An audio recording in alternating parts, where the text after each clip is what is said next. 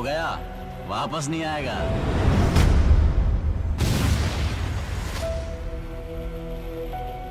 गलती कर दी तूने। Too late. कौन है वो लड़का? मेरे को चाहिए। येड़ा हो गया क्या रे? तू मारेगा या ये चिल्लर लोग मारेंगे?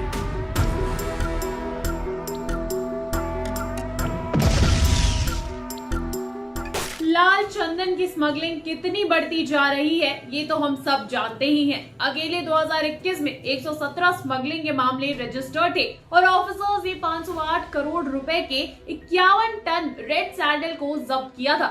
लाल चंदन सबसे ज्यादा कीमत वाली लकड़ी है जो अभी एयर कार्गो, सी पोर्ट और लैंड रूट्स के इस्तेमाल से देश से बाहर निकलती है और जिसमें लोकल, नेशनल और इंटरनेशनल लोग तक शामिल होते हैं। लेकिन अगर सबसे ज्यादा लाल चंदन की कहीं डिमांड है तो वो है चाइना। जी हाँ दोस्तों, और इस बात की श्योरिटी 2015 में मिली ही थी। साल 2015 में पुलिस ने 2 चीनी लाल चंदन स्मगलर्स को गिरफ्तार किया।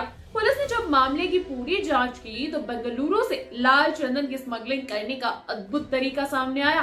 2015 के 4 महीनों में लाल चंदन की स्मगलिंग में ये चौथी गिरफ्तारी थी। आंध्र प्रदेश से स्मगलिंग करके लाए गए लाल चंदन को कर्नाटक लाया जाता था। फिर होसकोटे के पास स्मॉल क्वांटिटी में लाल चंदन के लट्ठे फेंके जाते थे। उसके बाद वो लकड़ी के लट्ठे मिल में भेजे जाते थे जहां उनसे फर्नीचर बनाया जाता था। जब लाल चंदन से फर्नीचर तैयार कर लिए जाते थे उसके बाद में चाइनीज स्मगलर उन्हें वहां से उठाते थे। लाल चंदन से बना फर्नीचर तैयार करने के बाद ये स्मगलर उसे उठाकर देश से बाहर ले जाते थे। फर्नीचर के रूप में लाल चंदन को स्मगल करना काफी आसान हो जाता था क्योंकि किसी को पता नहीं था कि फर्नीचर बैन लकड़ी से बना हुआ है। फर्नीचर बनाकर रेड सैंडल की स्मगलिंग करना एक फुल प्रूफ प्लान था। पिछले 4 महीनों से पुलिस ने लाल चंदन की स्मगलिंग में कम से कम 4 लोगों को पकड़ा था। पकड़े गए सभी 4 व्यक्ति चीन से थे और लाल चंदन की स्मगलिंग के एक बड़े रैकेट में शामिल थे। ज्यादातर चाइना के स्टूडेंट्स होते थे जिन्हें स्मगलर्स इस लाल चंदन के स्मगलिंग के धंधे में फंसा लेते थे और इन्वेस्टिगेशन में पता चला कि बेंगलुरु में बहुत सारे ऐसे चाइनीज नेशनल थे जो लाल चंदन के ट्रेड में शामिल थे, क्योंकि लाल चंदन के लिए बेंगलुरु के अंदर ही एक मेजर मार्केट है। फिर भी देश के कई हिस्सों में भी इसकी स्मगलिंग के इंसिडेंट सामने आए थे और तभी पुलिस को फर्नीचर के रूप में लाल चंदन की लकड़ी कुछ बायर्स को बेचे जाने के सबूत मिले थे। लाल चंदन के कई उपयोग होते हैं और स्पेसिफिकली चीनी इसे पवित्र मानते हैं। पुलिस ऑफिसर का भी कहना है कि लाल चंदन की लकड़ी की सबसे ज्यादा मांग चीन में है और इसका इस्तेमाल अलग अलग कामों में किया जाता है।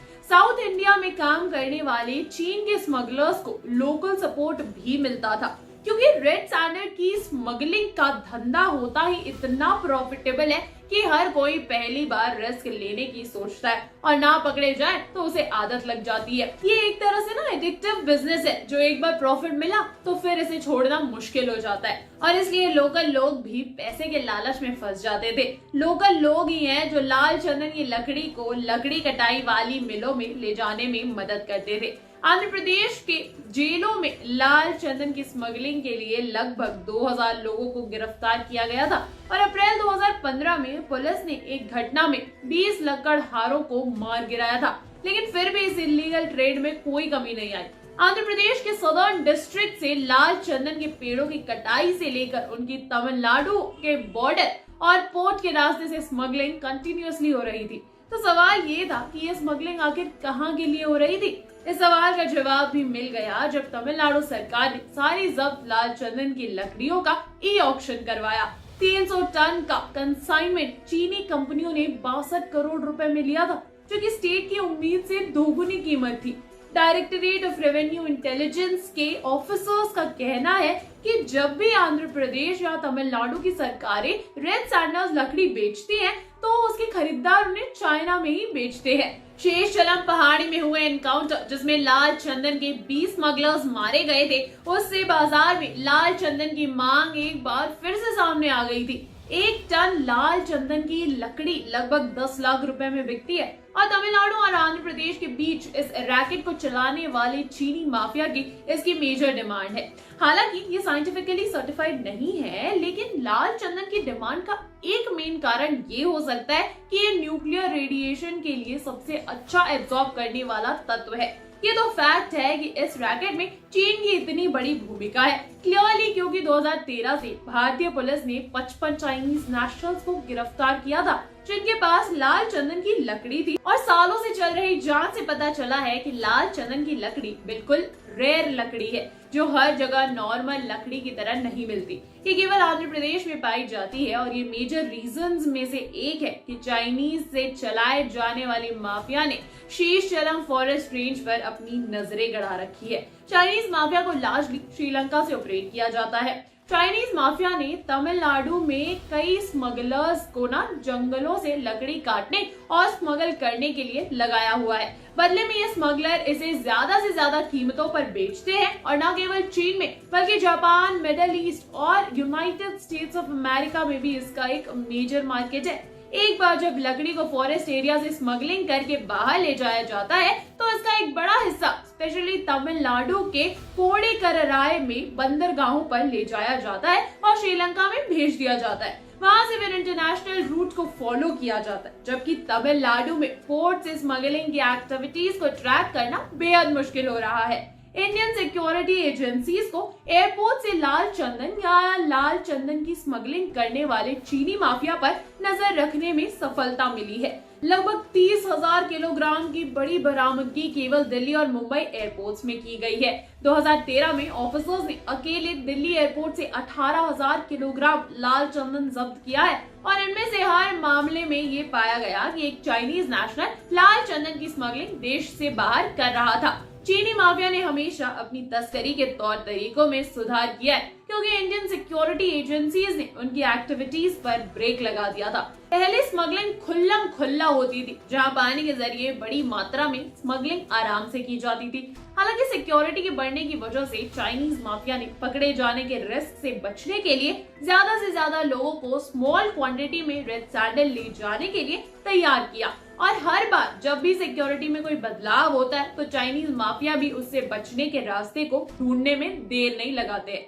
हालांकि लाल चंदन की स्मगलिंग को रोकने की कोशिशें की जा रही है, लेकिन स्मगलर्स लगातार अपना फायदा उठा रहे हैं। लाल चंदन की स्मगलिंग को रोकने के लिए स्पेशली आंध्र प्रदेश में red Sanders anti smuggling task force की स्थापना भी की गई थी और इस फोर्स के अफसरों का कहना है कि स्मगलर्स और पुलिस का चूहे बिल्ली का खेल बन गया है। ये स्मगलर्स बड़ी तादाद में जुट जाते हैं और जितना हो सके लूट ले जाते हैं। इसके अलावा ये स्मगलर्स जिन्हें माफिया तैनात करती है वो सभी वन टाइम ऑपरेटिव्स होते हैं। वो एक ऑपरेशन के लिए आते हैं और फिर देश छोड़ देते हैं, जिसकी वजह से स्पेशली किसी एक व्यक्ति पर रिकॉर्ड बनाना मुश्किल होता है। अब तो ई ऑक्शन में चीन के खरीदार डायरेक्टली भाग ले रहे हैं। लकड़ी का use mainly furniture, musical instruments और छोटी गुड़िया बनाने के लिए किया जाता है। DRI के ऑफिसर्स का कहना है कि इसके अलावा लकड़ी से निकाली गई डाई का यूज कई इंडस्ट्रीज में भी किया जाता है और ट्रेडिशनल चीनी दवाओं में भी लाल चंदन की लकड़ी का यूज किया जाता है। Directorate general of foreign trade और union ministry of commerce and industry से मंजूरी मिलने के बाद 299.732 टन सी ग्रेड और नॉन ग्रेड में लाल चंदन की लकड़ी को नीलामी के लिए रखा गया था। नीलामी में 10 बिडर्स ने भाग लिया। हालांकि वहां भी चीनी कंपनियां सबसे ज्यादा कीमत की बोली लगाकर पूरा माल हासिल करने में कामयाब रही। नॉन ग्रेड वाली लकड़ी की कीमत 26 लाख रुपए प्रति टन और सी ग्रेड की लकड़ी की कीमत 47 लाख रुपए प्रति टन थी। रेड सैंडर्स की पिछली नीलामी 2014 में की गई थी, जब 105 टन की लकड़ी की नीलामी की गई थी। टोटल 105 टन में से 35 टन लकड़ी के लट्ठे थे जिन्हें फॉरेस्ट डिपार्टमेंट ने जब्त कर लिया था और 70 टन को कस्टम ऑफिसर्स ने जब्त कर फॉरेस्ट डिपार्टमेंट को सौंप दिया था। लेकिन कहा जाता है कि उस नीलामी से बहुत कम अमाउंट मिली थी, क्योंकि उस वक्त उनमें कुछ ही इंटरनेशनल बायर्स थे। रेड सैंडर्स की स्मगलिंग में सबसे बड़ा हाथ चाइना का रहा है, ये रियल लाइफ में हो रहे इन इंसिडेंट से साफ पता चलता है। दोस्तों, मैं आपको बता दूं कि मैंने आज इसकी चर्चा क्यों की। देखिए, पुष्पा फिल्म जो पूरी ही रेड सैंडल्स की स्मगलिंग पर बेस्ड है, तो उसके नेक्स्ट पार्ट पुष्पा 2 में हमें कुछ चाइनीज माफिया के पैतरे भी देखने को मिल सकते हैं। जी हाँ, सही सुना आपने। आपको कैसी लगी आज की कहानी हमें कमेंट करके जरूर बताएं। साथ ही साथ वीडियो पसंद आई हो तो आपने पता ही है, आपने लाइक कर देना है, शेयर कर देना है और सब्सक्राइब कर लेना है हमारे चैनल पॉलीगॉन स्टूडियोज को। मैं अंजलि लेती हूँ आप सभी से इजाजत, मिलूंगी आपको नेक्स्ट वीडियो में। नमस्कार।